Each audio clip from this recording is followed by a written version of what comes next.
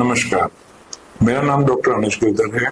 आज हम बात करने जा रहे हैं बेल्स पाल्सी के बारे में। बेल्स पाल्सी यानी कि चेहरे का लकवा या चेहरा टेढ़ा होना। ये एक ईएनटी की इमरजेंसी है। अगर आपके आसपास या घर में किसी को आपको कभी पता चलता है कि एकदम से चेहरा टेढ़ा हो रहा है, आंख बंद नहीं हो रही है, तुरंत डॉक्टर को दिखाना है।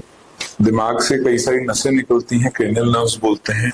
उनमें जो 7 नंबर नर्व है वो चेहरे को सप्लाई करती है, फेशियल नर्व बोलते हैं, और दिमाग से निकलती है, कान के रास्ते होते हुए बाहर निकल के पैरोटिड के अंदर से होते हुए 5 आगे ब्रांचेस देती है, जो माथे को, आंख को, गाल को, मुंह को और गर्दन को सप्लाई करते हैं। तो अगर एकदम से ये नस काम करना बंद कर दे तो क्या क्या दिक्कतें होंगी। एक तो त्योरियां नहीं बना पाएंगी, दिखेगा कि एक साइड बन रही है, दूसरी साइड नहीं बन रही। दूसरी चीज, आंख बंद नहीं होगी, एक आंख पूरा जोर लगाने पर भी बंद नहीं होगी। तीसरा, यहाँ पे इतना पता नहीं चलता, मगर जब मुंह फुलाएंगे तो हवा लीक होगी।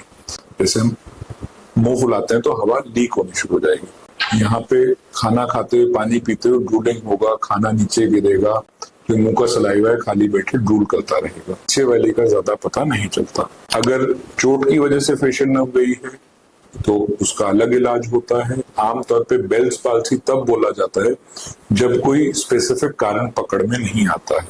आमतौर पे इसके पीछे जो कारण है उसमें इन्फेक्शन आता है, स्पेसिफिकली वायरल इन्फेक्शन। दूसरा कारण होता है कि कहीं ना कहीं हमारे अंदर न्यूट्रिशनल डेफिशिएंसी थी, एकदम नस काम करना बंद कर गई। डायबिटीज में या जहां पहले ही बॉडी इम्यूनो कॉम्प्रोमाइज है वहां पे आमतौर पे ज्यादा देखने को मिलती है, मगर किसी में भी हो सकती है।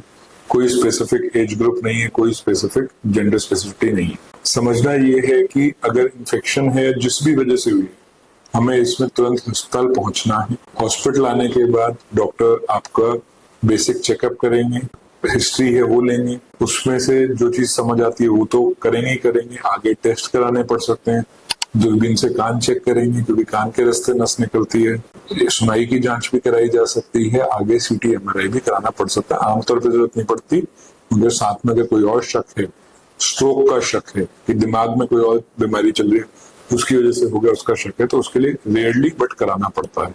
अगर इसमें हम टाइमली हॉस्पिटल आ जाएं तो 90% से ज्यादा चांस है कि ये पूरी तरह रिकवर हो जाती है। रिकवरी में इसके लिए दवाइयां चलती हैं, फिजियोथेरेपी चलती है, आंख का केयर करना होता है। जो फिजियोथेरेपी है, फिजियोथेरेपी में टेंस थेरेपी लगती है। बाकी अगर घर पे करना चाहते हैं तो जिस साइड पे दिक्कत आई है उस साइड पे मालिश करनी है, ठीक है। उस साइड से खाना ज्यादा चबाना है।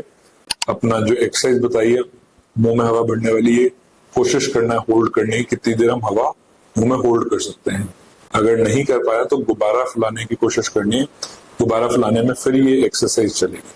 च्युइंगम ज्यादा चबानी है, जितना मुंह चलेगा उतनी मसल ज्यादा एक्टिवेट होंगी, उतना बेटर रहेगा। आई केयर में क्या करना है, 3 चीजें हैं। आंख अगर बंद नहीं हो रही तो दिक्कत क्या आती है कि ड्राइनेस होनी शुरू हो जाती है, आंख सूखनी शुरू हो जाती है। अपने आप में दिक्कत नहीं आएगी, मगर ड्राइनेस की वजह से विजन, हमारी देखने की शक्ति खराब हो सकती है। तो ऐसे में एक तो ड्रॉप्स दी जाएंगी ताकि आंखें सूखे ना। दूसरी चीज, क्योंकि आंख पूरी बंद नहीं कर पा रहा है पेशेंट, तो ये रिस्क रहेगा कि कोई मच्छर, मक्खी या कोई भी चीज एकदम आंख में चली गई, धूल मिट्टी का कण चला गया, तो उसके लिए जब सो रहा है पेशेंट तो आंख को ढक के सोना है। भले एक कॉटन का पैड लगा के ऊपर और नीचे टेप से फिक्स कर दिया ताकि अंदर कुछ न जाए। अगर लंबे समय से चेहरे का लकवा आया हुआ है, बहुत समय हो चुका है, तो आमतौर पर दवाइयों से इसमें बहुत ज्यादा फर्क नहीं पड़ता है।